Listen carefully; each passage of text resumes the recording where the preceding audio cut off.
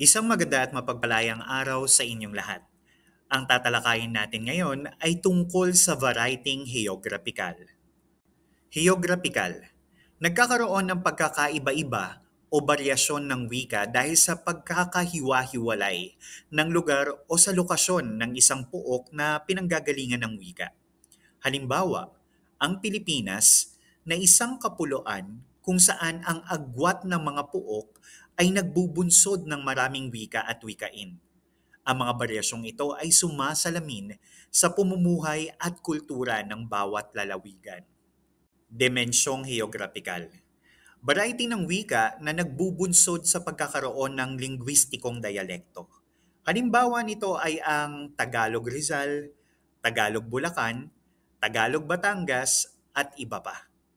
Isang mabuting halimbawa nito ang tinatawag nating Tagalog Batangas. Ang Tagalog Batangas ay kilala bilang matitigas pagdating sa pagbigkas at paggamit ng mga salita at gumagamit ng alae. Halimbawa, alae, ang ganda ng ngiti mo, parang araw na sumisikat. Dito makikita ang pagkakaiba ng punto o paraan ng pananalita batay sa heograpiya. Samantalang sa Tagalog Bulacan naman, sila ay yung mas malumanay ang bigkas at mas malapit sa tinatawag na Standard Filipino. Halimbawa, maganda ang iyong ngiti, parang sumisikat na araw. Mapapansin na malumanay at mas standard ang bigkas. Halos kapareho ng ginagamit sa mga pabansang balita o telebisyon. Makikita rito na dahil sa pagkakahiwa-hiwalay ng lalawigan at rehiyon, nagkakaroon ng dialekto o baryasyon ang isang wika at ito'y malinaw na bunga ng heograpiya. Dialect o dialekto. Ang varieteng ito ay nakabatay sa dimensyong heograpikal. Ito ay wikang inuuri ayon sa lugar o pook ng mga taong nagsasalita. Tinatawag din itong regional na wika o wikain. Ito ay nadidevelop bunga ng pakikipag-ugnayan ng dalawang komunidad na gumagamit ng iisang wika. Makikilala ang dialekto sa pag-angkin nito ng sariling set ng mga bokabularyo, punto ng pagsasalita, at istruktura ng pangungusap. Kapag sinabi nating variety ng wikang morpolohikal, hindi lamang ang lokasyon ng mga lugar at ang magkakaibang kultura na lumilika ng magkakaibang katawagan at kahulugan ang nagiging dahilan ng variety sa wika. Ang iba't ibang paraan ng pagbuo ng salita ng mga taong kabilang sa iba't ibang kultura ay nagiging salik din sa variety ng wika. Halimbawa, napatak ang mga dahon, nasuray ang jeepney. Tandaan, pag sinabi nating morpolohikal, ito ay nagbibigay focus o tuon sa paraan ng pagbuo ng salita. Pansinin ang pagbuo ng mga salitang napatak at nasuray. Sa ilang lalawigang Tagalog gaya ng Batangas, ang pandiwa o salitang nagpapakita ng aksyon o kilos ay nakabanghay sa unlaping na, tulad ng naiyak, naulan, nakanta at natakbo. Sa Maynila, ang pandiwa ay nakabanghay sa gitlaping gaya ng umiiyak, umuulan, kumakanta at tumatakbo. Kaya sa Maynila, ang napatak ay pumapatak at ang nasuray ay sumusuray. Dahil sa iba-iba ang wikang ginagamit sa iba't ibang lugar, nagkakaiba rin ang paraan ng pagbuo ng salita ng mga naninirahan sa mga ito.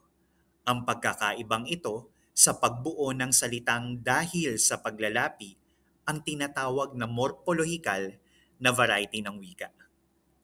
Muli, tandaan natin ang tatlong pinaka-importante sa lahat. Kapag sinabi nating katawagan at kahulugan, ito ay nagbibigay focus sa geographical na variety. Kapag nakafocus naman sa anyo at spelling, ito ay tinatawag na morpolohikal na variety. At kapag naman may kinalaman sa pagbabago sa bigkas at tunog ng mga salita, ito yung tinatawag nating variety ng phonological.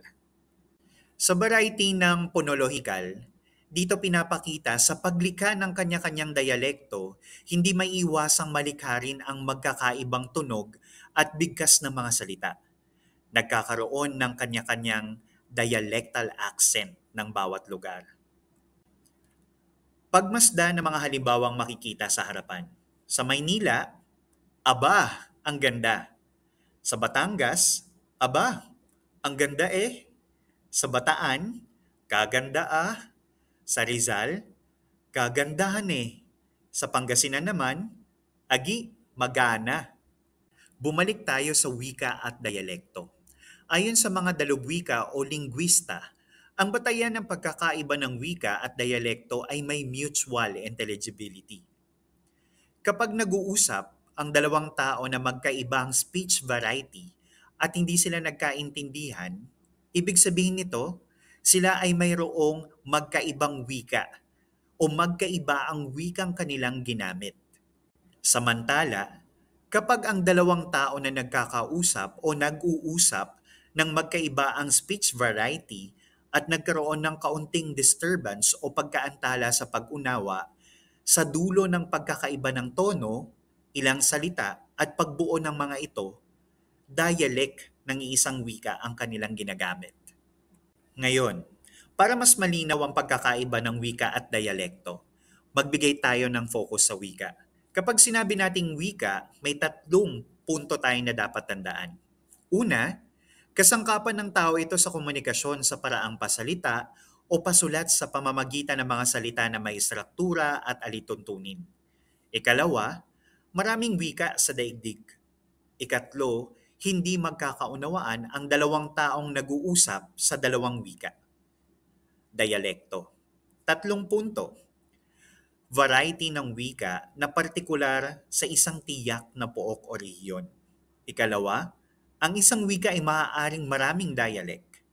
Ikatlo, ang dalawang taong gumagamit ng magkaibang dialekto ay nagkakaunawaan liban na lamang sa mga ilang salita at punto. Ngayon, saan kaya natin maaaring may ihalintulad ang wika at dialekto? Maaari nating maihalintulad sa isang puno. Ang puno ang siyang wika at ang mga sanga naman nito ang dialekto. Ibig sabihin, ang wika ay kinikilala ng buong bansa bilang isang kabuuan at ang dialekto naman ay variety ng isang wika na batay sa paggamit nito sa isang partikular na lugar. Tandaan, hindi itinuturing na dialekto ang Cebuano, Iloco, Bicolano, Hiligaynon, Waray-Waray, Bahasasug, Kapampangan at iba pa sapagkat ito ay mga wika. Magkakaiba ito mula sa set ng tunog, bokabularyo at dami ng mga salita. Muli, pag sinabi nating mutual intelligibility, kapag nag-uusap ang dalawang tao mula sa magkaibang kultura at hindi sila nagkakaintindihan, malamang magkaibang wika ang gamit nila. Ibig sabihin, magkaibang pagbuo ng mga salita at pardon ng mga pangungusap ng dalawang tao. Subalit, kapag ang dalawang tao ay nag-uusap at kakaunti ang pagkakaiba sa ginagamit nilang wika, maaaring may punto o accent sa pagsasalita o kaya naman may ilang salita na hindi maunawaan ng kausap, ito'y matuturing na dialekto ng isang wika. Pag-usapan naman natin ngayon ang konseptong pangwika. Bilingualismo. Ito ay kakayahan ng individual na makipagtalastasan gamit ang dalawang wika na halos timbangang kahusayan. Sa katotohanan, ang ganitong katuturan ay problematiko sapagkat maaaring tawaging bilingual ang isang individual kung siya ay nakakaunawa sa dalawang wika. Nag-angkin ng katatasan sa dalawang wika, pasulat man o pasalita, at pagkatuto ng dalawang wika. Sa makatuwid, ang pagiging bilingual ay depende sa konteksto, kakayahang panglingwistika at layon ng komunikasyon. Multilingualismo. Ito ay kakayahan ng individual sa paggamit ng dalawa o higit pang wika sa pakikipagtalastasan. Tinatawag ding polyglot ang isang multilingual. Maraming bansa sa daigdig ay multilingual sapagkat sa isang tiyak na pook. Halimbawa, ay may isa o dalawang dialekto at may isang dayuhang wika. Sa kaso ng Pilipinas, Ang isang Pilipino ay maaaring nakakapagsalita o nakakaunawa ng Ingles, Filipino, at isa pang wikang bernakular o katutubong wika. Unang wika, Language 1 o L1. Wikang likas na natatamo ng isang individual mula sa pagkasilang. Kilala rin ito sa tawag na mother tongue o inang wika. Ito ang wikang natututuhan sa tahanan mula sa mga magulang. Sa Pilipinas, depende sa lalawigan o rehiyon ang unang wikang natutuhan ng tao. Sa Leyte, halimbawa, waray-waray ang unang wika ng mga waray, samantalang sa Cebu ay Sinibuanong Binisaya.